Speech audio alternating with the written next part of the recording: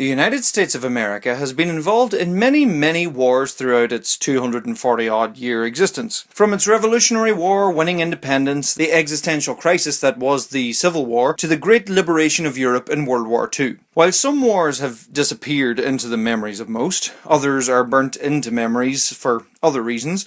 One of the biggest wars the United States has been involved in was World War I. 2014 marked the centennial of the beginning of World War I, its ending not being marked until 2018, giving you quite a real-time indication as to the long drawn-out nature of this war. But as we remember this great war as it was known, what do we know about this conflict?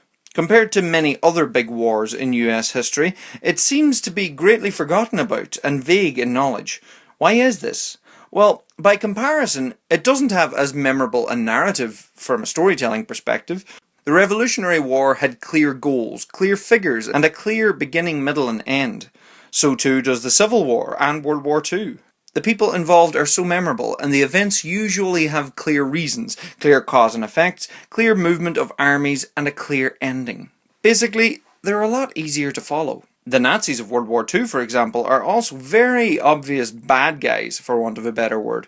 SS officers even had skull and crossbones on their hats, just in case it wasn't obvious enough. World War I has a much more vague narrative. Its beginning is complicated, its motives much less clear, and its ending is a lot less memorable, particularly compared to World War II. If you want to look into this more, check out World War I in 6 minutes. Here I'm just going to briefly look at why World War I was important to the United States and why it should be remembered. World War I saw the United States step out onto the global stage in a big way. Throughout the 19th century, the world's superpowers were centered in Europe, imperialist nations controlling most of the rest of the world. The United States was viewed upon as this fledgling nation which was doing its own thing across the Atlantic in the New World, tearing itself apart in the Civil War and building itself back up again. When war broke out in Europe, the United States in turn chose to stay out of it initially, not getting dragged into old world politics. Eventually, after years of aggression from Germany and negotiations with France and Britain, the United States joined the war, fresh troops not bogged down by the years of trench warfare. The Germans eventually called an armistice and the war ended.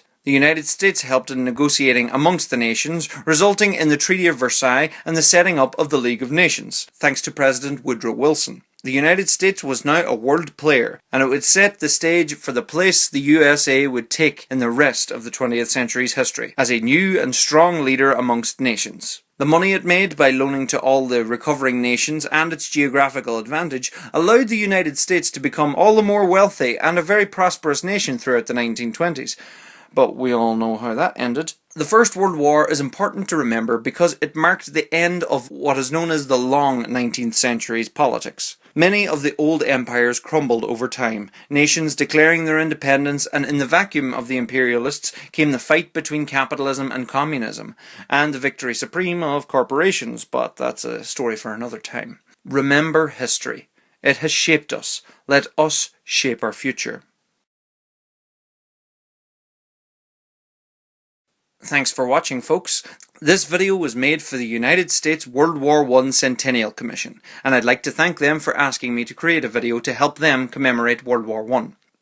Don't forget to subscribe, and for all my subscribers, my Russian Revolution video is coming soon. Nearly there. And if you'd like to support the creation of new history videos, please support me on Patreon. You can follow me on Twitter, Facebook, and Instagram.